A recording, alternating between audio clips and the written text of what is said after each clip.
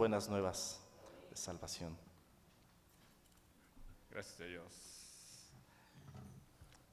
No tomen asientos, hermanos. Vamos a seguir alabando a nuestro Señor. Creo que Él merece toda la alabanza, hermanos. ¿Verdad? Bien, dice el Salmo 135, alabad el nombre de Jehová, alabarles siervos de Jehová. Y vamos a seguir alabando a nuestro Dios. Sigamos exaltando el nombre de nuestro Dios. A ti la gloria.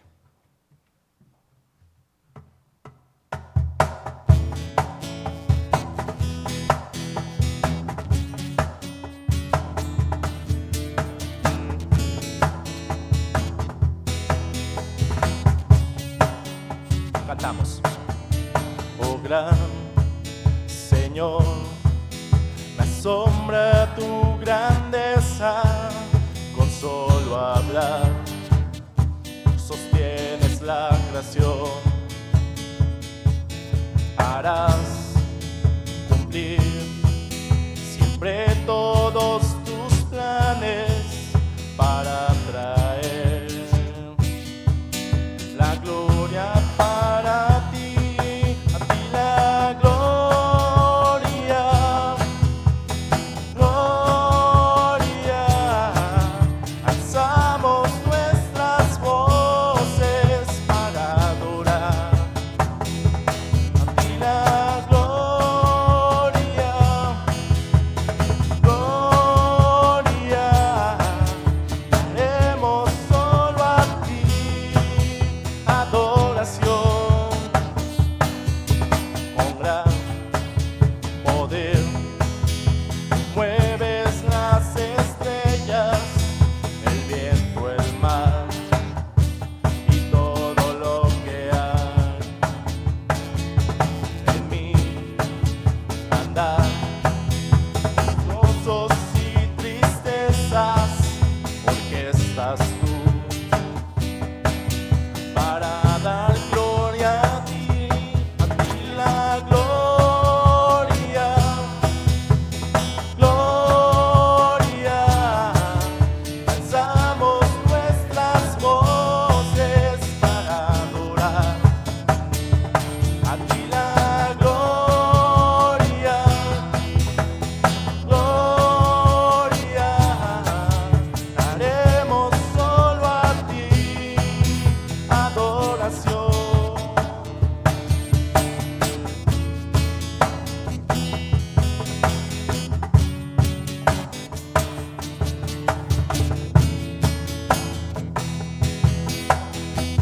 Cantamos. Son altos, sí, profundos tus caminos, bueno eres tú, y de esto cantaré, que por amor tu Hijo entregaste. Confío en ti y espero en ti, mi Rey, a ti la gloria, gloria. Alzamos nuestras voces para adorar, a ti la gloria, gloria. Daremos solo a ti adoración.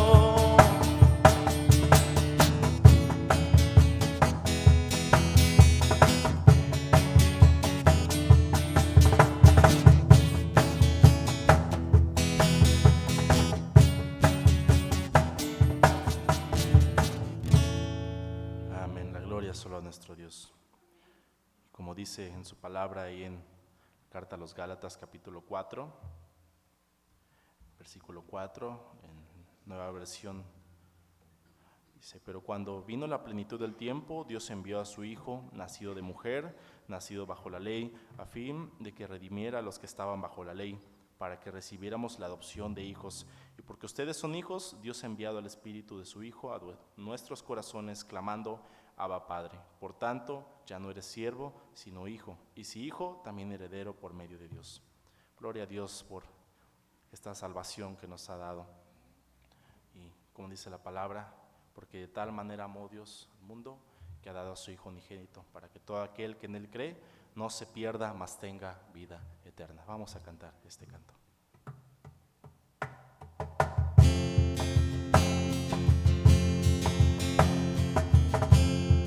Cantamos. Porque de tal manera amó Dios al mundo, que ha dado a su Hijo unigénito, para que todo aquel que en Él cree no se pierda, mas tenga vida eterna.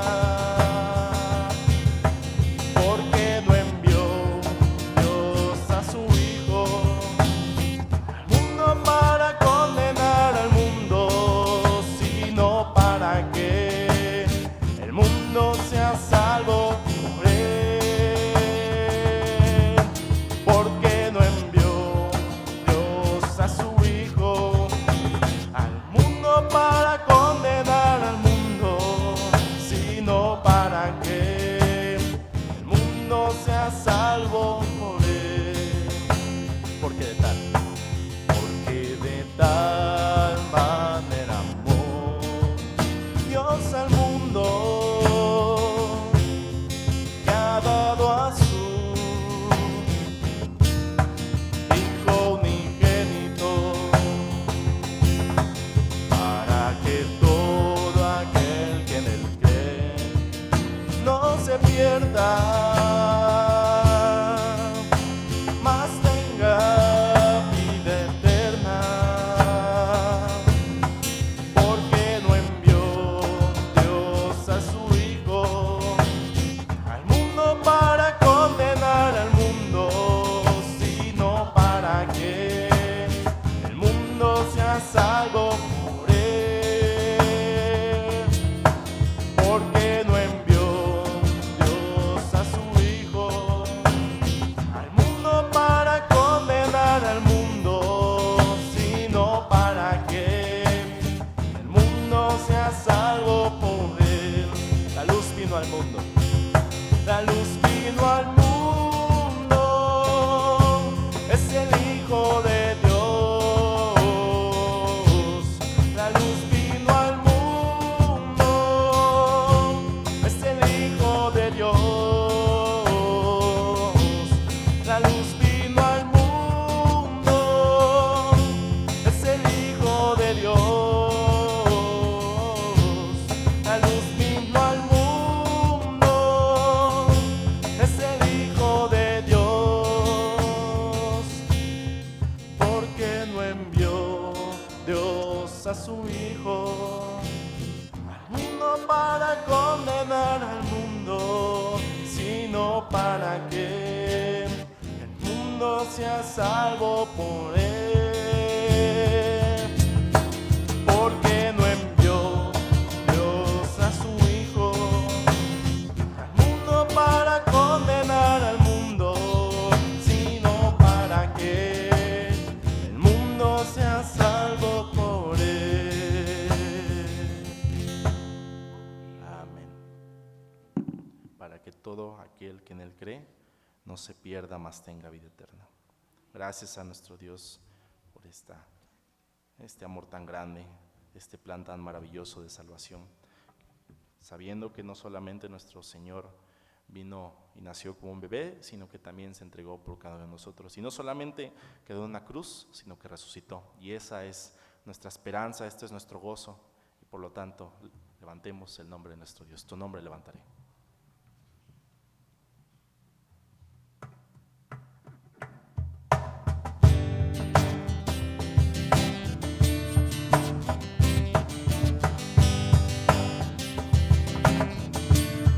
Cantamos.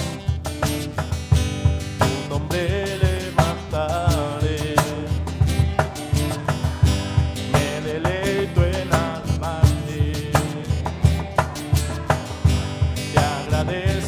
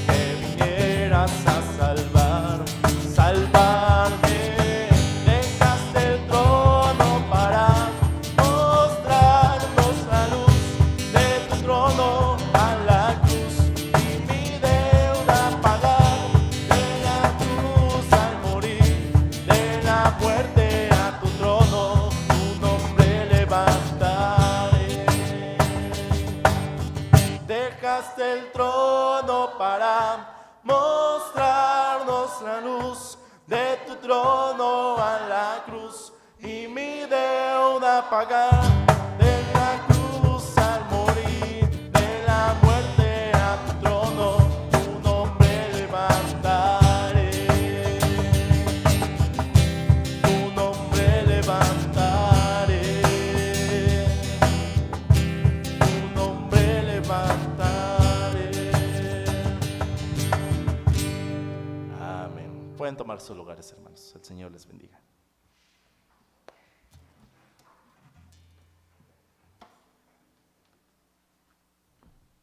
¿Ya nos cansamos?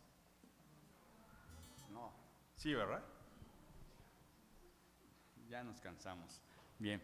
Busquen en sus Biblias, hermanos, Isaías capítulo 9, versículos del 1 al 7.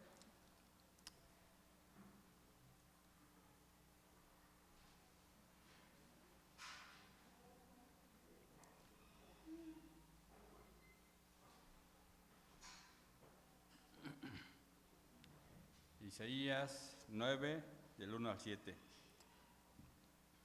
Yo voy a hacer esta lectura, ustedes me siguen con sus vistas, hermanos.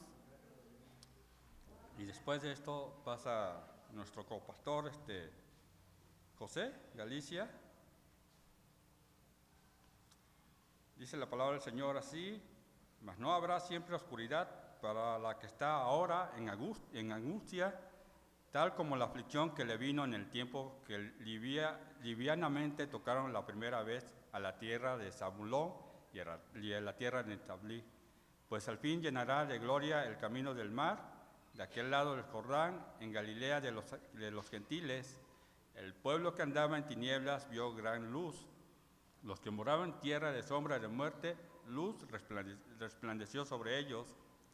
Multiplicaste la gente y aumentaste la alegría. Se alegrarán delante de ti como se alegran en la siega, como se gozan cuando reparten despojos, porque tú quebraste su pesado yugo y la vara de su hombro y el cetro de su opresor, como en el día de Madián, porque todo calzado que lleva el guerrero en el tumulto de la batalla y todo manto revolcado en sangre serán quemados, pastos del fuego.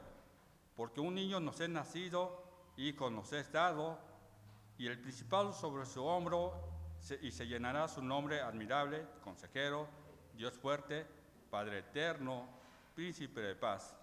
Lo dilatado de su imperio y la paz no tendrá límite sobre el trono de David, sobre su reino, disponiéndolo y confirmándolo en juicio y en justicia desde ahora y para siempre. El celo de Jehová de los ejércitos hará esto.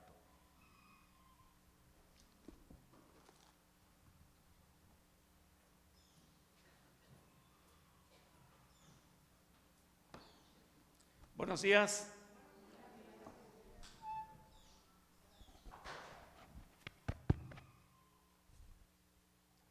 Es precioso, es preciosa esta lectura.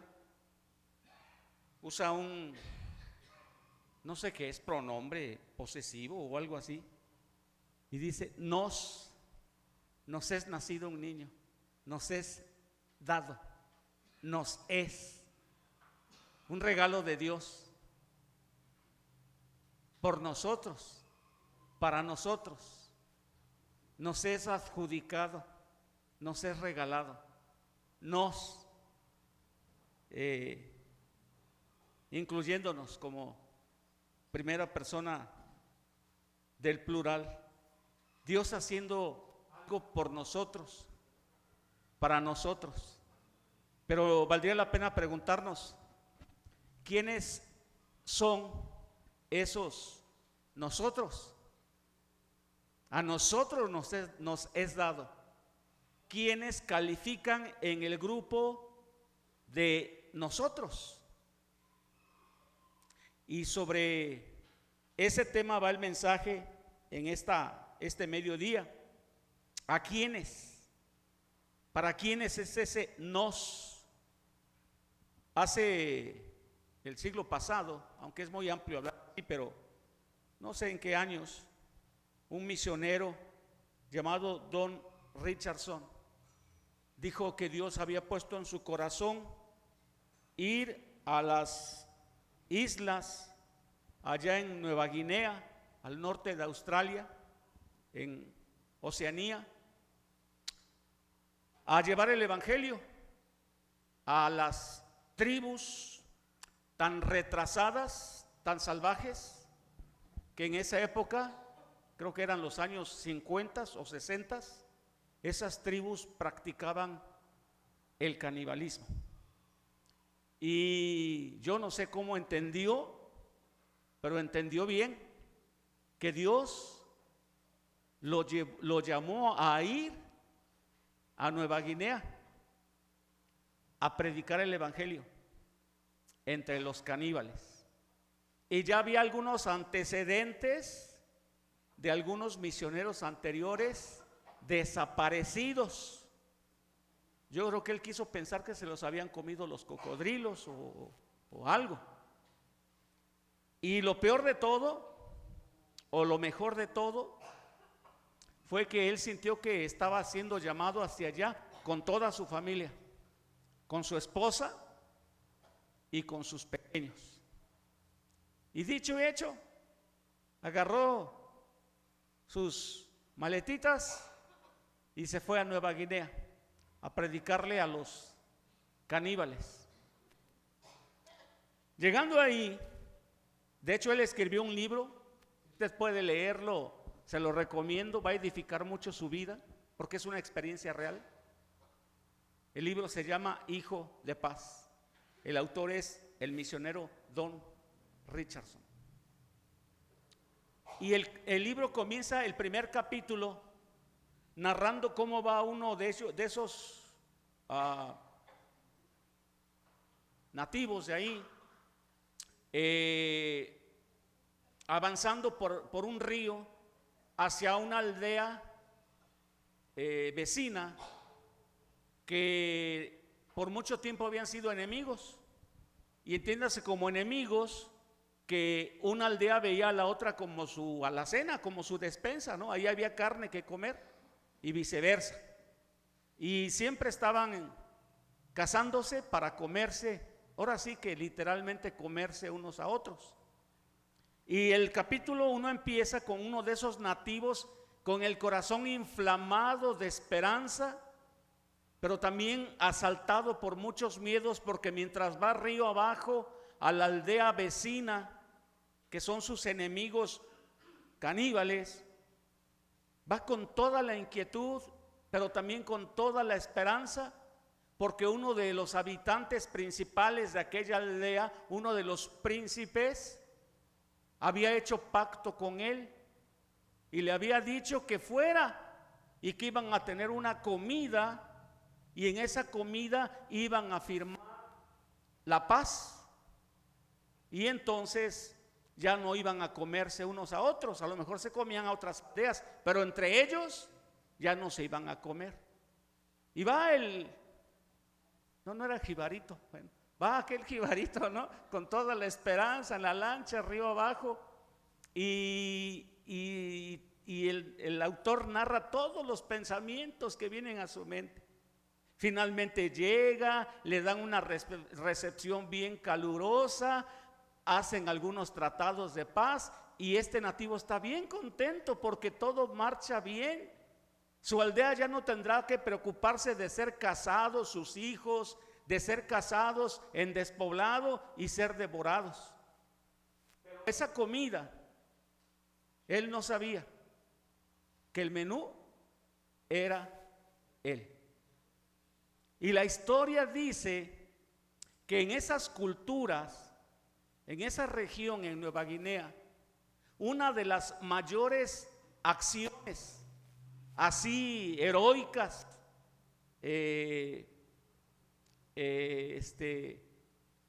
reconocidas, por las cuales un hombre escalaba y era considerado un héroe, era hasta épico, era precisamente la traición.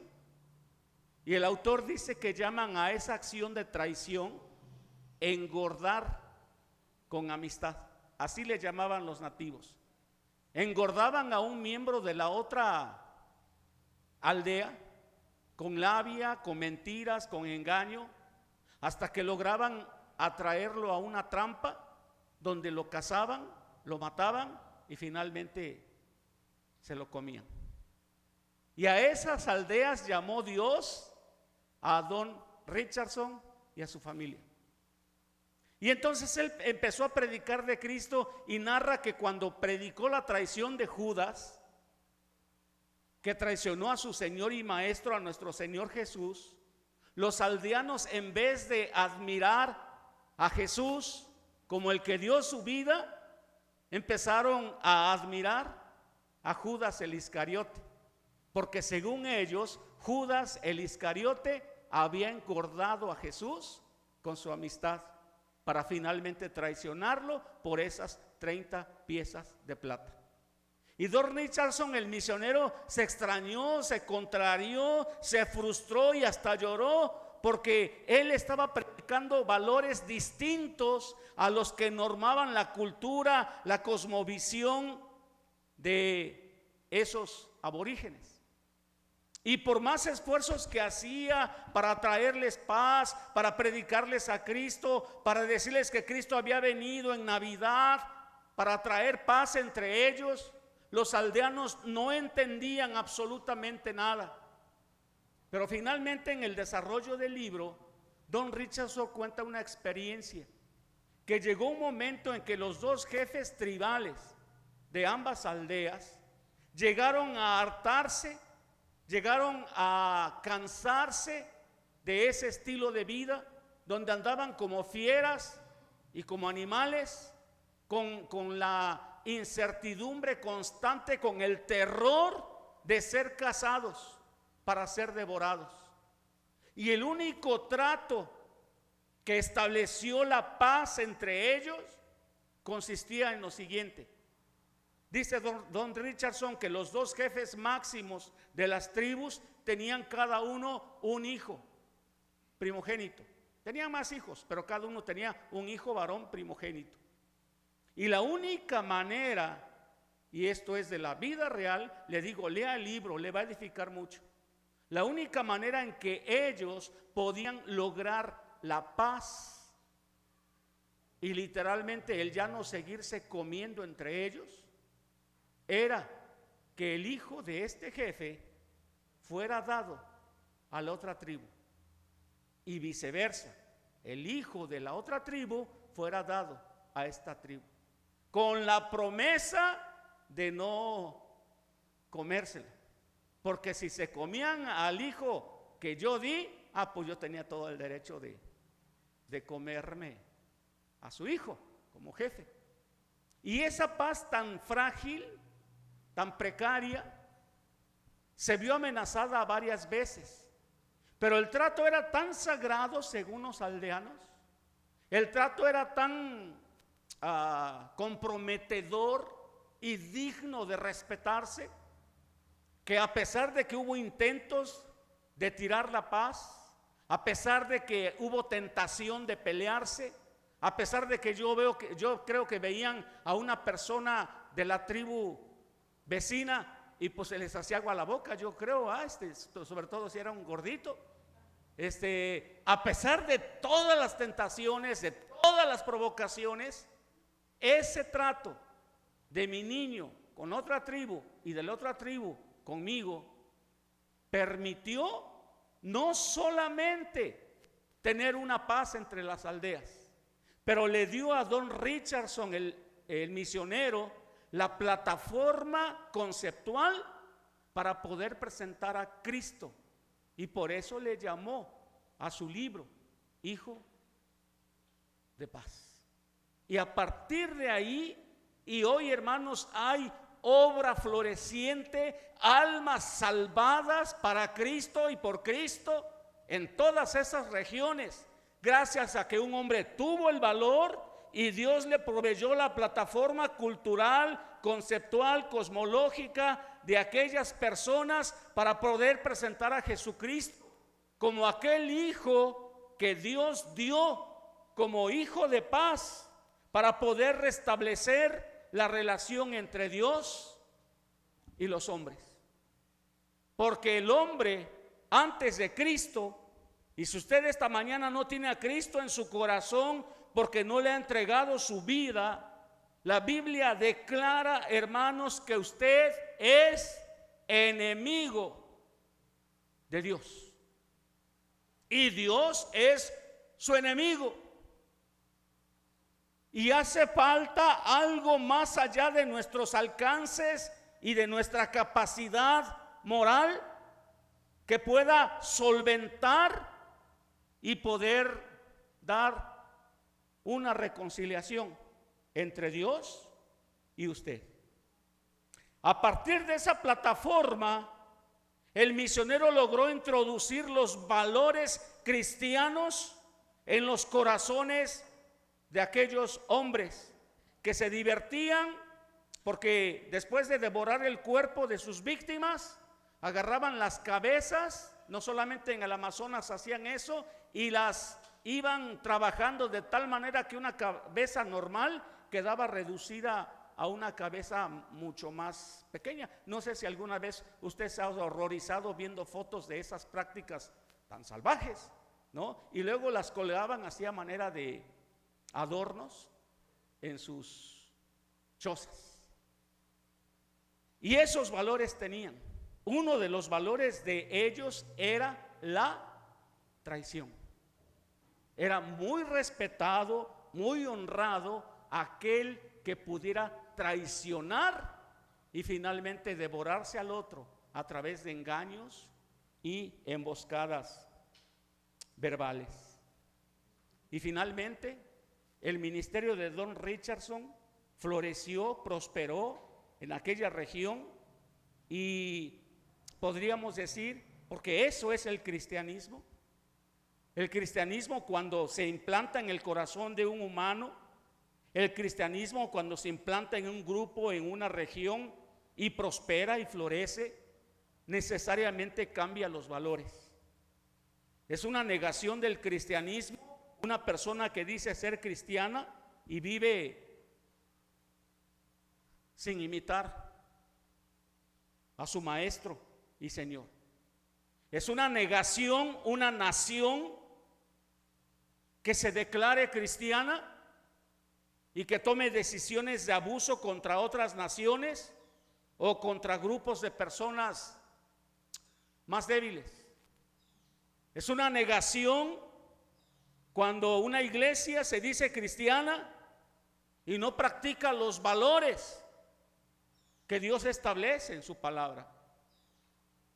Y si nosotros como Iglesia Bautista Emanuel decimos ser cristianos y hasta celebramos la Navidad, debe haber una transformación en cada uno de quienes la integramos, una transformación en nuestro estilo de vida desde adentro, desde nuestra naturaleza espiritual. Cuando los valores no solamente se escriben, pero Dios comienza a cambiar nuestra alma. De hecho, la Biblia dice que esta experiencia la declara Jesús claramente ahí en Juan 3. A esta experiencia nuestro Señor Jesús le llama un nuevo nacimiento. Si no nacieres del agua y del Espíritu, no puedes ver el reino de Dios. Y tiempo más tarde el apóstol Pablo allá en Romanos dice: transformaos. Sí, Dios hace la obra, pero también debe haber una iniciativa, una intencionalidad en el cristiano por obedecer a ese Cristo que vive en su corazón y ser realmente transformado. Transformaos, dice Pablo allá en Romanos 12, los dos primeros versículos, por medio de la renovación de vuestro entendimiento. Que los valores no sean los que dices que estás viviendo, que los valores sean los que normen nuestra vida, transformen nuestras actitudes, cambien y nos hagan madurar, y madurar no solo como ser humanos, sino en aquel parámetro que dice Pablo también en Efesios capítulo 4, hasta que todos lleguemos a la estatura del varón perfecto. Y ese varón perfecto es nuestro Señor Jesucristo. Una metamorfosis que no es lo mismo que un esquema exterior que se amolda al ambiente a donde se deposita, ¿no? Como el agua, que si la pones en un recipiente redondo toma la forma de ese recipiente, etcétera. Sino una transformación, una metamorfosis como la que sufre, por ejemplo, la mariposa, que a ella se le aplica de ser un gusano, una oruga no muy bonita. Bueno, hay orugas muy bonitas, pero esta es una oruga fea, que pasa de ser un gusano feo a ser una hermosa mariposa que hasta puede volar. Esa es la idea de la metamorfosis, un cambio de valores en nuestro interior. Y mis hermanos, por eso yo digo, bueno, yo quiero eso. Yo quiero ser transformado desde adentro. Yo quiero dejar de ser falso. Quiero dejar de ser hipócrita. Quiero dejar de comportarme como se comporta el mundo.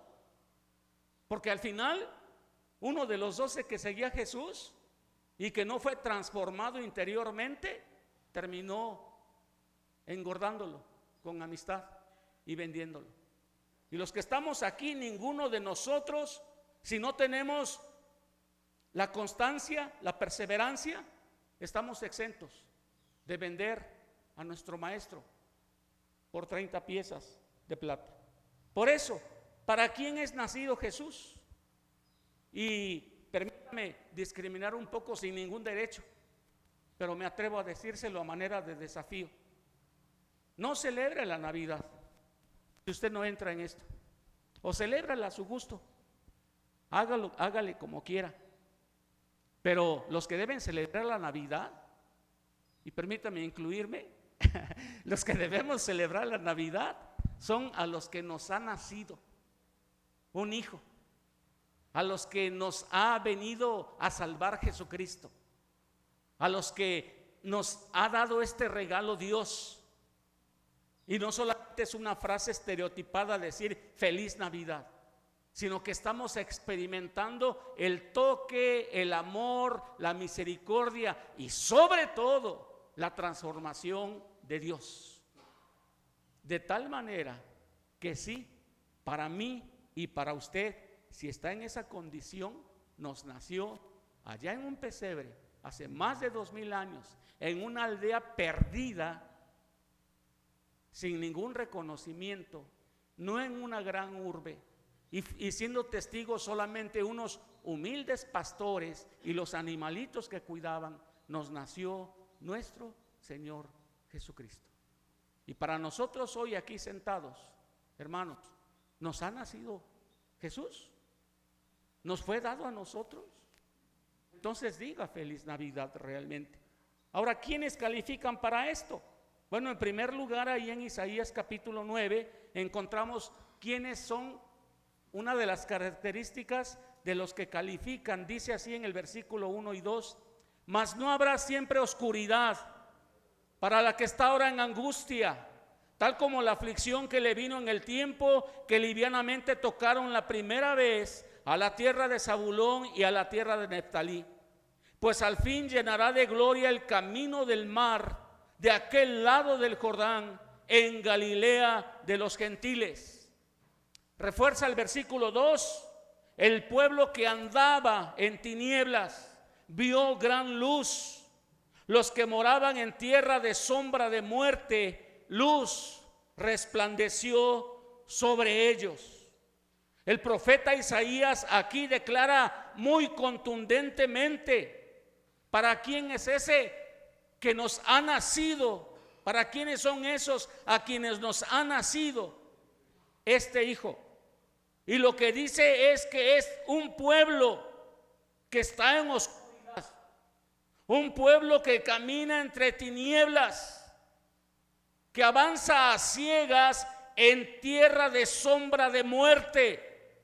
Y para ellos, dice el final del versículo 2, luz resplandeció sobre ellos. Es esta clase de personas las que se pueden gozar, las que pueden disfrutar con toda su plenitud, con todo su gozo, una feliz Navidad. Y yo puse a estas personas así: la Navidad no es para resaltar las alegrías de la vida. Hay muchas cosas que evocamos en Navidad y que se hacen, algunas buenas, otras no tanto. Pero la Navidad es para iluminar la oscuridad. La Navidad es para los pecadores que viven en oscuridad, en tinieblas. ¿Es usted pecador? Ahora no vive en tinieblas, porque si tiene a Cristo tiene luz, la luz de la palabra. Tristemente muchos no tienen una relación plena con Dios y no tienen una relación plena con su revelación objetiva, que es la Biblia.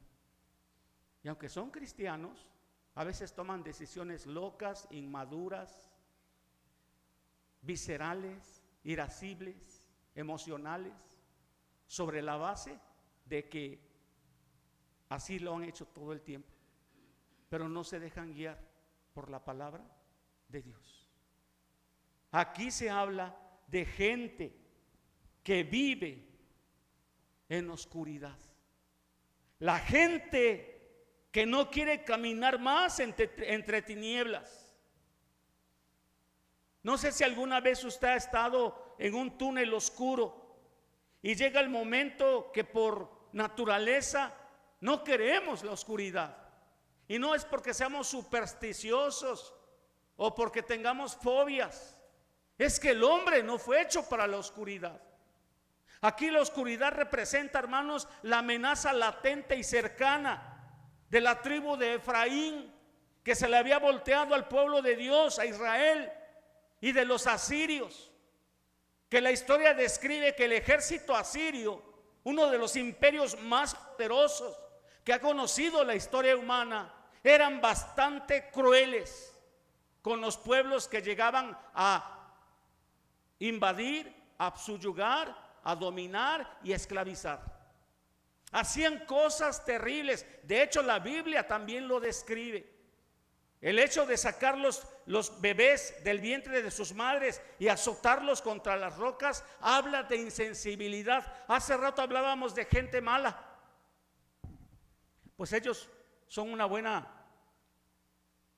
imagen descriptiva de la maldad más recalcitrante del corazón humano.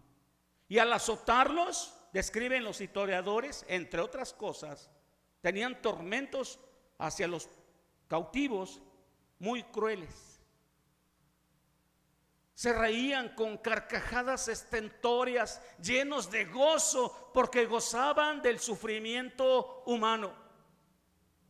Si usted era habitante de Israel y sabía que ahí en las fronteras, en la muralla, estaban acechando para poder penetrar a tu ciudad y cautivarte, seguramente que todo el tiempo, todas las noches, tu sueño sería intranquilo. Estarías constantemente bajo una angustia y una presión que definitivamente cambiaría tu estado de ánimo de manera constante. Y mis hermanos, no debemos dejar de visualizar que el pecado nos asedia, que hay un enemigo común para los cristianos que acecha rodeándonos, buscando nuestra caída. Aparte de considerar que dentro de nosotros mismos nuestra naturaleza pecaminosa siempre está pujando por salir y dominarnos. La Navidad es para aquellos que reconocen que sin ese niño que nos es dado, viven en oscuridad, en angustia, en aflicción, en tinieblas, en tierra de sombra de muerte. Uno de los estilos más educados del hebreo es del profeta Isaías, y nos pinta aquí de una manera muy descriptiva un panorama terriblemente negro. Mis hermanos, la Navidad, la verdadera Navidad, busca personas, no solamente que sean pequeños y pecadores, que la Biblia dice que todos lo somos y ni nos esforzamos para hacerlo. Pero busca personas que entiendan que son miserables, que viven en la oscuridad, que están sumidos hasta el último cabello de su cabeza en la peor podredumbre que puede producir el pecado. Cuanto más pequeños, mejor. Cuanto más necesitados, mejor. Cuanto más humildes, mejor. En una sola frase, Jesús, el niño rey que nació en ese pesebre, es el rey y salvador de todos los que lo necesitan. El Nuevo Testamento cita este pasaje y es importante que las más grandes invasiones que sufrió el pueblo de Dios en sus tierras, en sus fronteras, vino precisamente del norte y entraban por Galilea. Galilea era el paso de todos los ejércitos triunfantes que venían ahí con su cortejo de victoria, y los de Galilea estaban acostumbrados a ver la humillación de su pueblo, estaban acostumbrados a ver a sus hermanos de raza sufrir. Todas las invasiones, y las invasiones que se pueden considerar más avasalladoras, entraron por el norte, por Galilea. Por eso dice aquí en el versículo número 1, tierra de Zabulón, tierra de Neftalí. Esas tierras, ahí en Galilea de los gentiles, de aquel lado del Jordán, por donde viene la invasión, por donde entra el peligro, por donde el pueblo de Dios ha sufrido sus más humillantes derrotas. La Navidad significa que no tienes por qué seguir siendo derrotado por Satanás. La Navidad significa que hay victoria en Cristo Jesús sobre tus más grandes necesidades. La Navidad significa que no tienes que vivir en derrota, en angustia, en preocupación, que Dios puede liberarte de todas aquellas opresiones, pero tienes que reconocer, y aún como cristianos, que muchos cristianos a veces, aunque la luz de Cristo nos ha resplandecido, volvemos a situaciones que nos mantienen encadenados a la oscuridad. En la Biblia, la Navidad no llega sobre los hombros triunfantes de nuestra vida precaria. La Navidad brilla en la penumbra de la oscuridad de la que no podemos salir. Tienes que declararte incompetente, incapaz. De hecho, podríamos definir el Evangelio en una sola frase. Podríamos definir la Navidad en una sola frase: de la oscuridad a la gloria, de las tinieblas a la luz, de la muerte a la vida en Cristo Jesús. Hoy día, para nuestra cultura, la Navidad significa muchas cosas diferentes. Ayer veíamos, bueno, no voy a adelantar el programita que tienen los hermanos, no es drama, ¿va? Porque no es drama, ¿cómo se llama? La representación teatral. Pero nos habló de varias cosas que resultan frívolas, comparadas con el verdadero significado de la Navidad. Y hoy en día las culturas asocian la Navidad rápidamente con esas cosas. Pero la Biblia, hermanos, dice que es realmente lo que necesitamos. Y lo que necesitamos es reconocer que sin Cristo vivimos en tinieblas y le necesitamos. Allá en el Evangelio de Mateo, en el capítulo 5, cuando los judíos se plantan a Jesús con todo su orgullo religioso y le dicen: nosotros somos linaje de Abraham y nunca jamás hemos sido esclavos de nadie. ¿Cómo dices tú, insignificante rabino, que vamos a ser libres en ti? Juan 8:33. Y tal vez esta mañana haya alguien que ya esté cansado de mensajes de la Biblia, que no esté experimentando la vitalidad del mensaje de Cristo, que transforma y que cambia, que lo que toca lo transforma. Pueda estarse preguntando: ¿de qué voy a ser libre?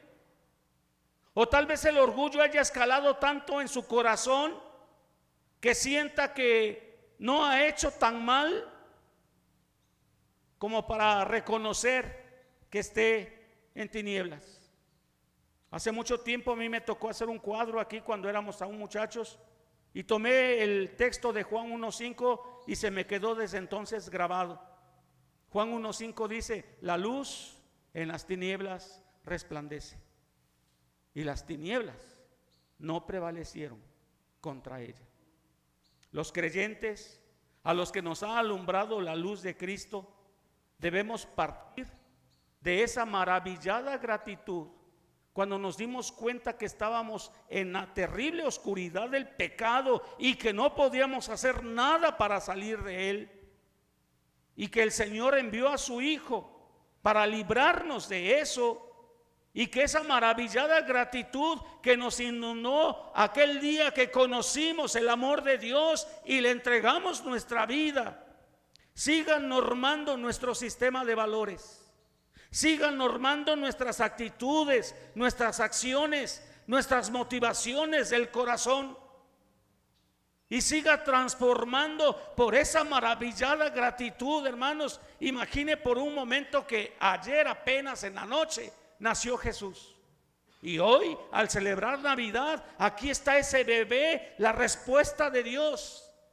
Y yo le aseguro que vendría de rodillas desde su lugar. Si comprende lo que significa ese bebé, vendría de rodillas con lágrimas rodando por sus mejillas de gratitud por lo que Dios ha hecho. Y 30 años después, o 33, saber, porque tenemos el cuadro completo, que ese bebé finalmente entregó su vida en una cruz para poder librarnos de esa terrible oscuridad y maldad en la que vivíamos. Pero necesitamos reconocer nuestro estado de desgracia. Necesitamos reconocer nuestra terrible necesidad, y necesitamos confiar con el corazón sincero y el entendimiento claro de lo que eso significa, que ese niño es la respuesta de Dios.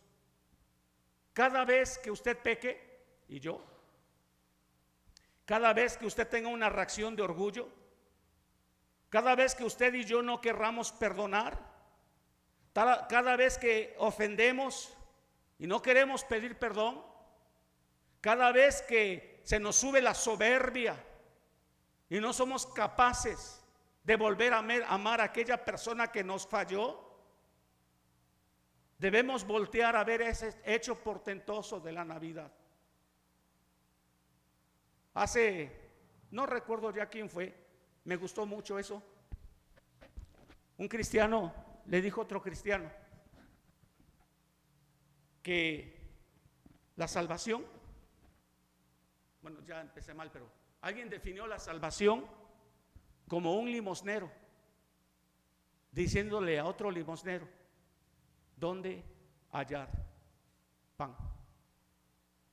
Y es cierto, es por la pura gracia de Dios que estamos aquí. No somos ni mejores ni superiores. El que es infinitamente superior y perfecto entregó su vida por nosotros. Y aun cuando ya le recibimos como Señor y Salvador, a veces nuestra miseria permitimos o intencionadamente regresamos a esa miseria. Tenemos que volvernos a Cristo. Tenemos que contemplar maravillados todavía el pesebre y decirle al Señor: Señor, gracias, gracias. Ahí se acaba todos nuestros prejuicios, nuestros orgullos, nuestros intereses. Al ver el sueño de Dios de amarnos y de salvarnos hecho realidad en ese bebé, ¿qué alegas? ¿Qué discutimos? ¿Qué me hizo? ¿Qué me dijo? Entrégalo a Dios. Esa es la respuesta para todos nuestros egoísmos y miserias. Esa es la solución para la desgracia humana que cada vez se extiende más.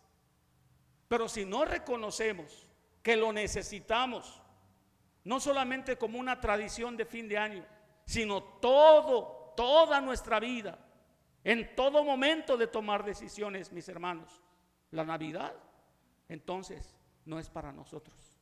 Es solamente un evento, una fiesta de fin de año que nada te produce y nada te afecta.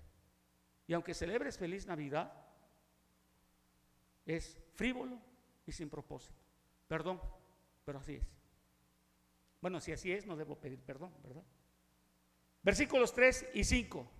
La Navidad es para los pecadores que se reconocen en tinieblas, pero la Navidad también es para los insuficientes, para los que saben que el Evangelio debe permanecer y extenderse, pero que nosotros no somos suficientes para ello. Dice el versículo 3, 4 y 5: multiplicaste la gente y aumentaste la alegría, y la vara de su hombro y el cetro, multiplicaste la gente y aumentaste la alegría. Se alegrarán delante de ti como se alegran en la siega, como se gozan cuando reparten despojos, porque tú quebraste su pesado yugo y la vara de su hombro y el cetro de su opresor, como en el día de Madián. Gloria a Dios. Voy a tratar de explicar rápidamente este pasaje. Aquí el profeta Isaías usa dos figuras: la figura de la vendimia, que específicamente se aplica a la cosecha de las uvas, y cómo el pueblo, no solo en lo de la uva, pero en la cosecha de los olivos, etcétera, mientras están cosechando y están recogiendo el fruto que les ha dado Dios, están cantando. Había hasta cantos de alabanza especialmente hechos para cuando estaban en la cosecha, porque sabían que eso les significaba por un lado el sustento como pueblo, pero por otro lado era una evidencia de que Dios les había sido propicio, no solo en el aspecto espiritual, cubriendo sus pecados, pero en el aspecto económico, en el aspecto sustento. Y entonces cada uva, cada aceituna que podían cosechar, piscar, era como una evidencia, como un grito de Dios diciéndole: te amo, te estoy dando otra oportunidad.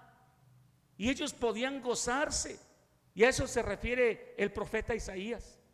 La otra figura que usa es cuando se reparten despojos, es decir, cuando un ejército, el ejército del pueblo de Dios, derrotaba a otro ejército y finalmente el otro ejército huía y dejaba ahí las armas, dejaba las provisiones, dejaba las tiendas y un montón de riqueza. Eso se le llama despojo.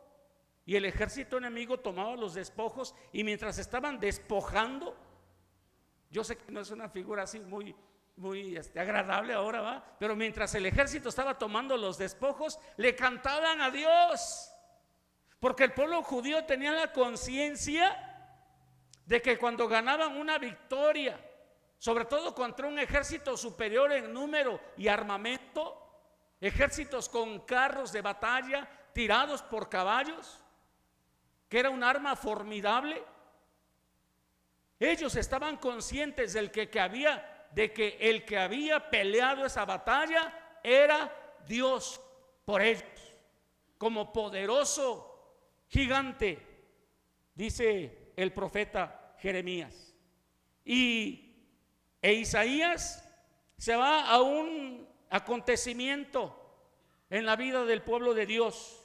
Ahí al final del versículo 4 habla y dice: como en el día de Madián.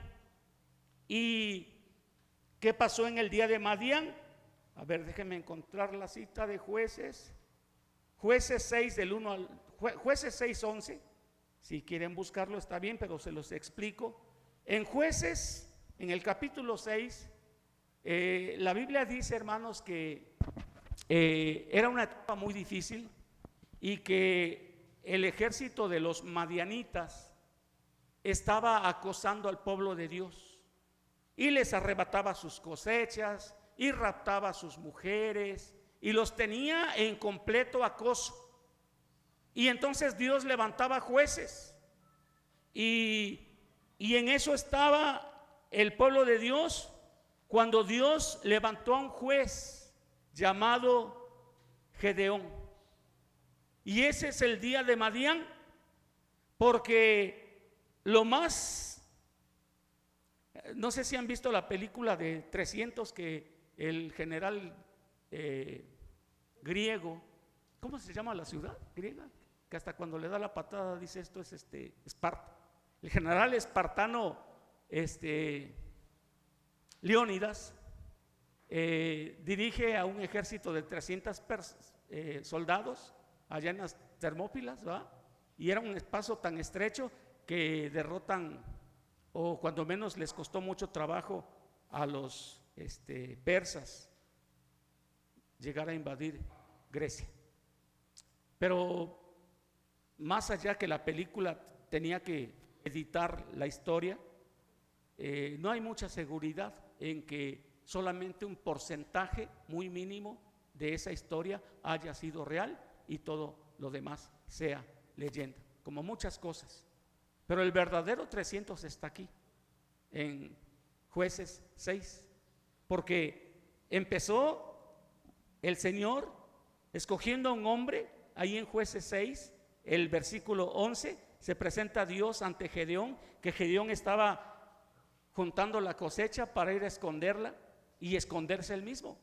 Tenía miedo, mucho miedo. Y la manera en que Dios le habla a Gedeón, le dice: el Señor está contigo, oh hombre valiente y esforzado. Y Dios no miente, pero ante nuestros ojos esto sería ridículo. ¿Cuál valiente? Si está escondiéndose. ¿Cuál esforzado? Si lo que está haciendo es recogiendo las cosas y huir lo más rápido posible. Pero Dios no se equivoca, ¿verdad? Ni hace la barba a nadie. No va, ¿cómo se dice? No va a decirle frases. Se me van a veces las palabras, hermanos. No va a elogiar, pero hay otra palabra. Pero bueno, le dice así porque Dios ve el potencial de Gedeón y lo que va a pasar. Y finalmente le da órdenes a Gedeón, que pide muchas evidencias, algunas de ellas bastante caprichosas, porque no puede creer él, y hace bien en no creer, que él va a librar a su pueblo del poderoso ejército de los madianitas. Es como si a mí me dijeran: oye, tienes que liderar un ejército para derrotar un ejército más poderoso. Yo diría: no sé, no puedo y no quiero, voy a fracasar. Y Gedeón tiene esa actitud, por eso pide evidencias, y todas las evidencias en ese vellón, que se moja, que no se moja, que no sé qué más, se las da Dios, hasta que finalmente le da la orden. Y entonces Gedeón parte a hacer frente a aquel ejército poderoso con 32,000 hombres. Y luego Dios depura ese ejército.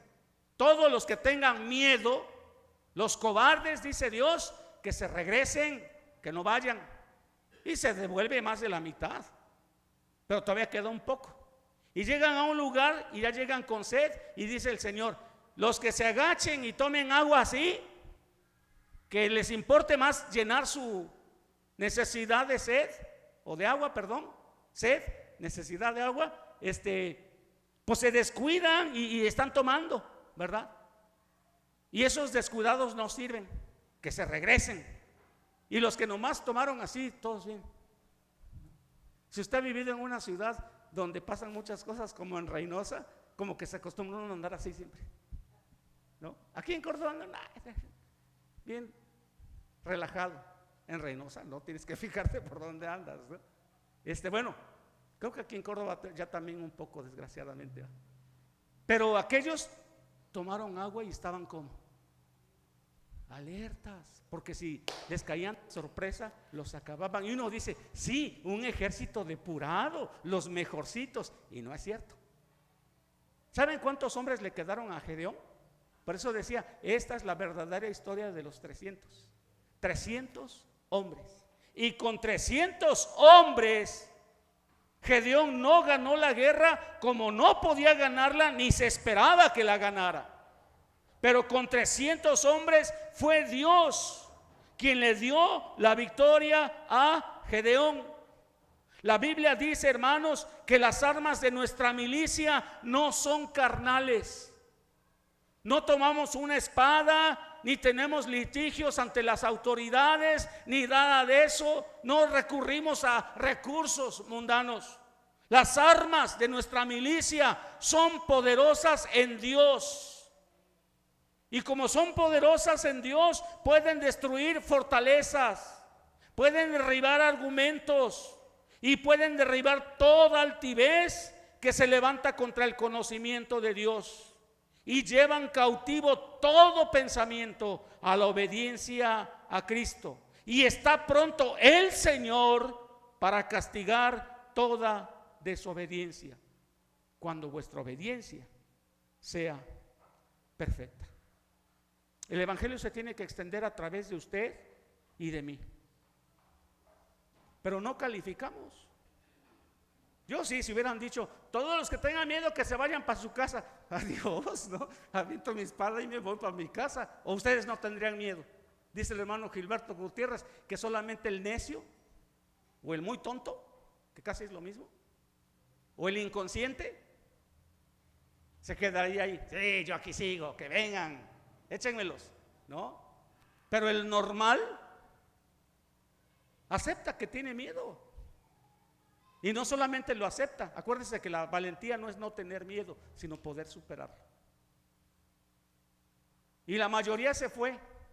Y yo sospecho que todos los que estamos aquí, permítame incluirlo con mucho amor, nos regresaríamos a casa. Y ante la primera necesidad nos descuidamos. Y somos imprudentes. No calificamos, hermanos. No sé si hay aquí en esta mañana uno que se sienta parte de los 300. No, hermano, yo sí seré uno de los 300. ¿Por qué me dice usted? Yo aquí y no me muevo y soy fiel a Dios. No califica. Déjeme decirle, como no calificamos. Jueces 6 no habla de guerreros calificados. Habla de la pura gracia soberana de Dios.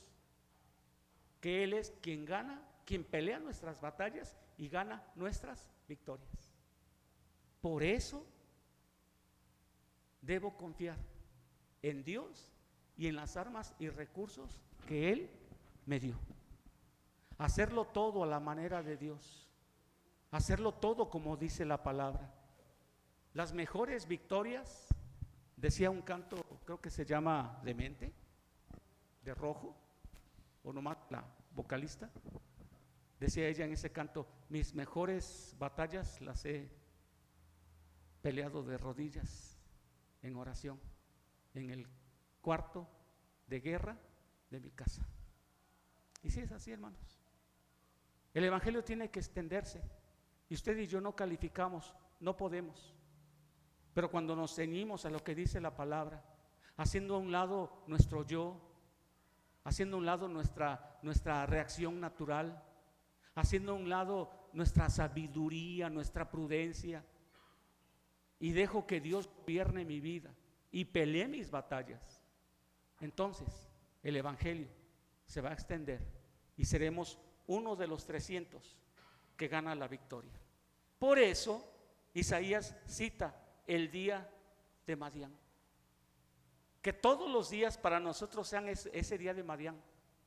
El día en que nos declaramos incompetentes, inservibles, pecadores, que vivimos en tinieblas, que no servimos para nada.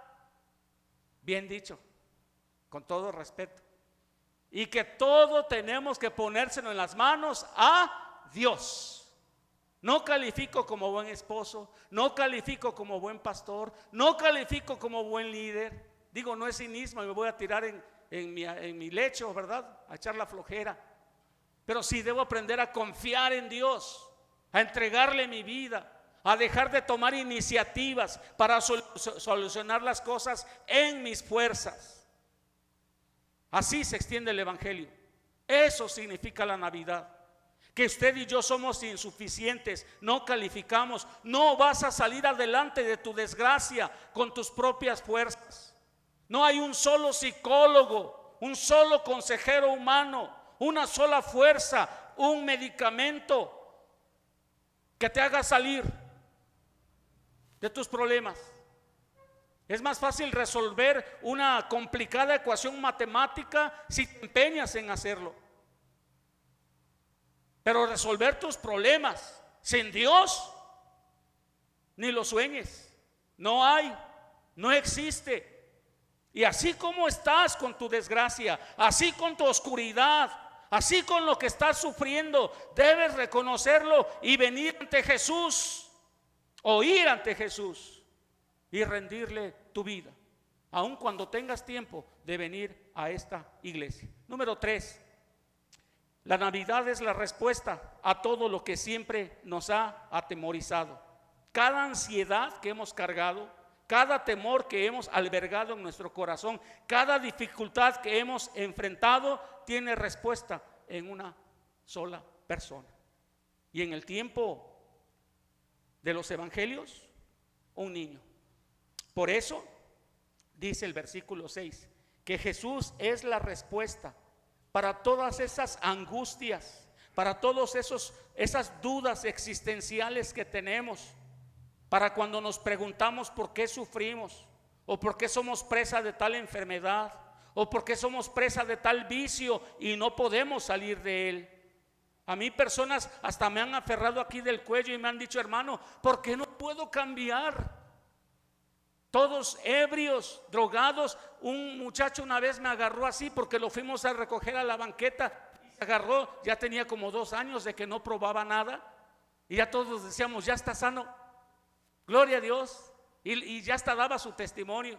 Y una vez al ir a la calle, lo encontramos tirado en la banqueta, embrutecido con drogas y el alcohol, y se aferraba aquí de mi camisa y me decía: ¿por qué no puedo cambiar? Yo quiero cambiar, ¿que Dios no puede cambiarme? Y yo no tenía respuesta, hermanos. No sabía qué decirle. A lo mejor usted está luchando con lo mismo, a lo mejor no se embrutece con drogas y alcohol, pero cae en el mismo pecado que no se ve. El que toma luego se ve, ¿no? Como la botella que anda ahí, ¿no? Se le ve. Pero ¿qué tal el que es de mente sucia y pornográfica? Que se esconde. ¿Qué tal el iracundo que aprovecha para ofender? ¿Qué tal todos los vicios que conforman el mosaico tan amplio de la miseria humana? Y a veces no se ve, hermanos. Así que Jesús es la respuesta. Y la Biblia describe a Jesús en el versículo 6. Un niño nos es nacido a los necesitados, pecadores, incapaces, que vivimos en la oscuridad, no sabemos qué hacer, que no podemos hacer nada. Un hijo nos es dado y el principado sobre su hombro. Y entonces aparecen 4 pares de nombres: admirable, consejero. Tendría que ir junto, no con la coma. Se llamará su nombre admirable consejero, Dios fuerte, Padre eterno, príncipe de paz. Y si se dan cuenta, esto es lo que necesitamos: admirable consejero. un juez que nos gobierna con sabiduría. ¿A cómo necesitamos recurrir a la Biblia para vivir vidas que agraden a Dios, que ayuden a esta sociedad y que puedan mantenernos fieles al Señor? Un Dios todopoderoso que escapa de las supersticiones, con el cual nos podemos relacionar. Un Padre eterno que es poderoso, trascendente e inmanente, al cual tenemos que tenerle un temor reverente, pero al cual podemos llamar Abba, Padre, Papi, pero también un príncipe de paz. Cito a un autor bíblico: como el consejero admirable, Jesús tiene las mejores ideas y estrategias para resolver todo. No hay algo que tú puedas agarrar y decir, esto me lo reservo porque creo que sé más que Dios. Todo. Y si aplicamos el consejo de ese sabio consejero, tenemos garantizada la victoria, aunque solamente seamos 300. Como el consejero admirable tiene las mejores ideas y estrategias, sigámoslo. Como el Dios poderoso derrota fácilmente a sus enemigos, escondámonos tras Él. Sería tonto que tenga yo un Dios todopoderoso que derrota a los enemigos y me enfrente. No, me escondo tras de Él, que Él pelee por mí. Gloria a Dios. Como el Padre eterno nos ama infinitamente, disfrutémoslo. Hay cristianos que no disfrutan el amor de Dios porque se la pasan en otros asuntos que no tienen importancia y no disfrutan de ese Padre amoroso que nos ama infinitamente. Y como el príncipe de paz nos reconcilia mientras aún somos sus enemigos. No solamente nos reconcilia con Dios, hermanos, sino que nos hace embajadores de la reconciliación de los hombres con Dios. Esto es lo que dice la Biblia. El Señor Jesús suple todas las necesidades que podamos tener. Y termina este pasaje en el versículo 7. Lo dilatado de su imperio y la paz no tendrán límite sobre el trono de David y sobre su reino, disponiéndolo y confirmándolo en juicio y en justicia desde ahora y para siempre. Ojo, la última frase es una garantía. El celo de Jehová de los ejércitos hará esto, por el puro afecto de su voluntad. No depende de ti. Ni siquiera puedes condicionar lo que Dios va a hacer en ti y por ti. Él lo hace por el puro afecto de su voluntad.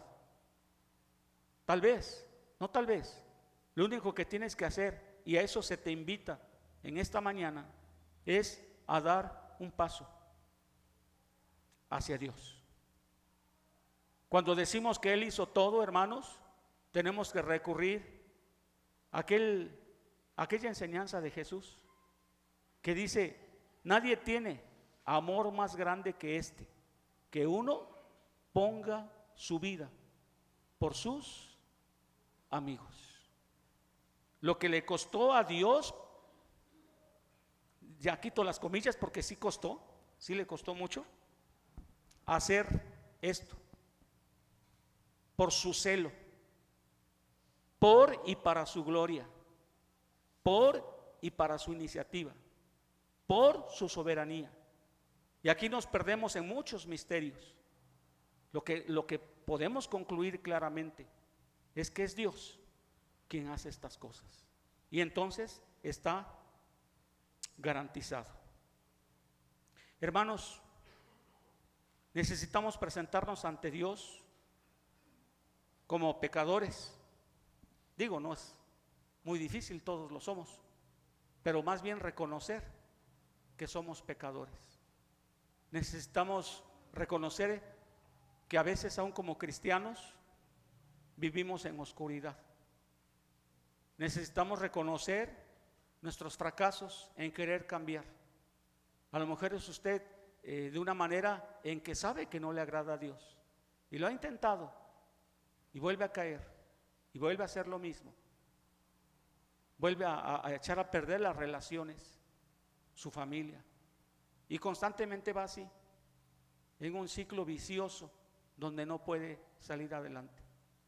Si la Navidad significa algo para nosotros, significa venir ante el niño Jesús, el niño Dios, presentarnos ante Él, declarar nuestra derrota, nuestra miseria, nuestra incapacidad y rendirnos ante Él. Y esa es la buena noticia del Evangelio, que todos los de aquí, todo mundo puede hacerlo, pero sobre todo los de aquí, esta mañana, en su corazón, desde lo más profundo de su corazón, con toda la sinceridad, hermanos, podamos rendirnos ante Jesús y entregarle nuestra vida. Y entonces, sí, feliz Navidad. Vamos a orar.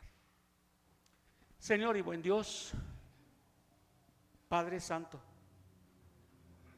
a veces ni siquiera entendemos cómo es que en Jesucristo nos buscas, nos muestras tu amor y nos das el privilegio y la oportunidad de reconciliarnos contigo.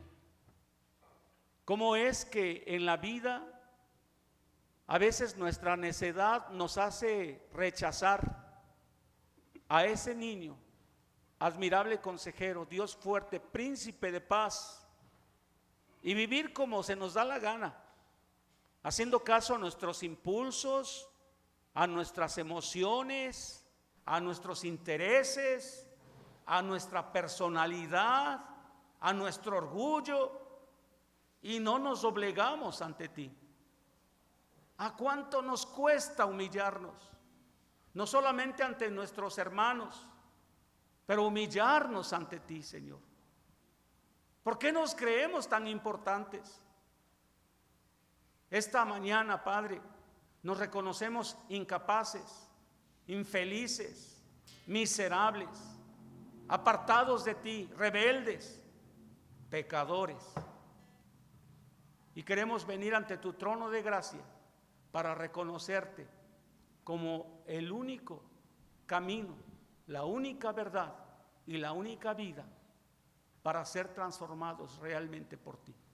Nos ponemos en tus manos, Señor, y confiamos en lo que tú dices en tu palabra.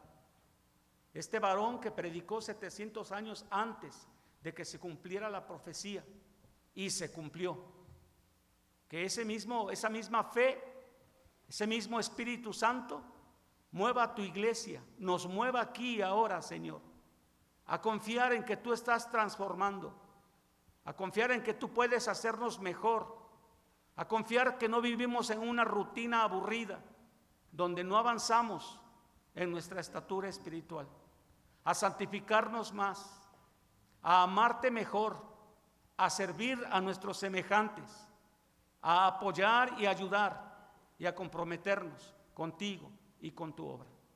Pedimos y agradecemos estas cosas en el nombre bendito de nuestro Señor Jesucristo. Amén. Que Dios nos bendiga, hermano.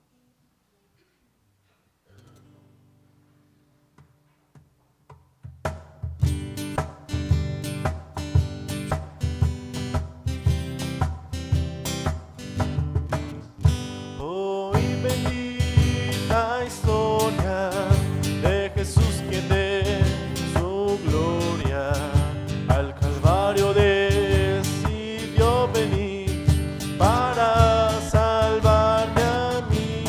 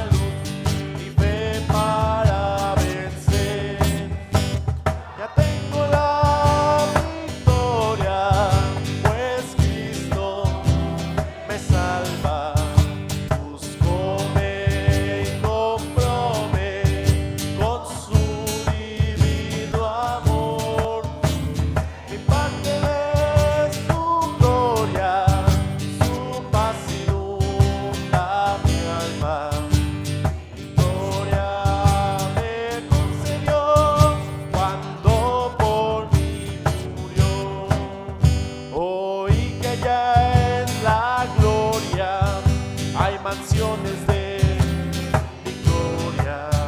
Jesús, Santa María.